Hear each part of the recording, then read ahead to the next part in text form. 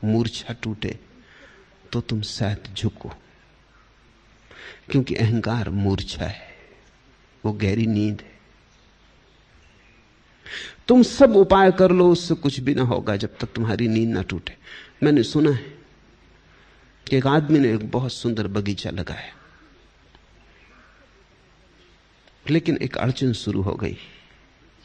कोई रात में आके बगीचे के वृक्ष तोड़ जाता, पौधे उखाड़ जाता, सुबह सारा बगीचा आधी उजड़ी हालत में आ जाता। शक हुआ कि पड़ोसी शरारत कर रहे हैं, ईर्ष्या हो गई। उसने आदमी रखे, जासूस लगाए, लेकिन पता चला कोई पड़ोसी कोई गड़बड़ नहीं कर रहा है, कोई आता नहीं। तब तो बड़ी मुश्किल हो गई। तो उसे शक हुआ कि शायद भूत प्रेत,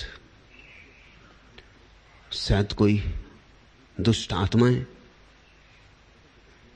उपद्रव कर रही। उसने गंदे ताबीज बंधवाए, कुछ भी परिणाम न हुआ, भूत प्रेतों का काम जारी रहा। तब वो घबरा गया। एक फकीर गांव में आया था, वो उसके पास गया। उसने कहा मैं बड़ी मुश्किल में आ गया हूं, अपनी सारी कथा सुनाई। उस फकीर ने कहा तू एक काम कर,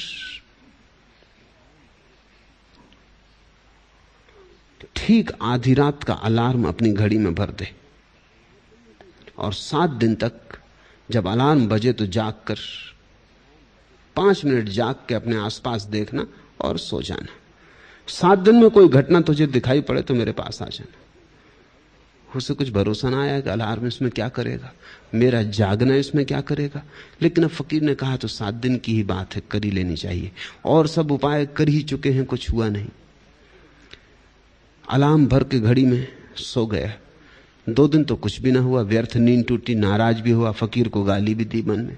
लेकिन तीसरे दिन उसने पाया कि जब अलार्म बजा तो बगीचे में खड़ा नींद में अपने झाड़ उखाड़ रहा था।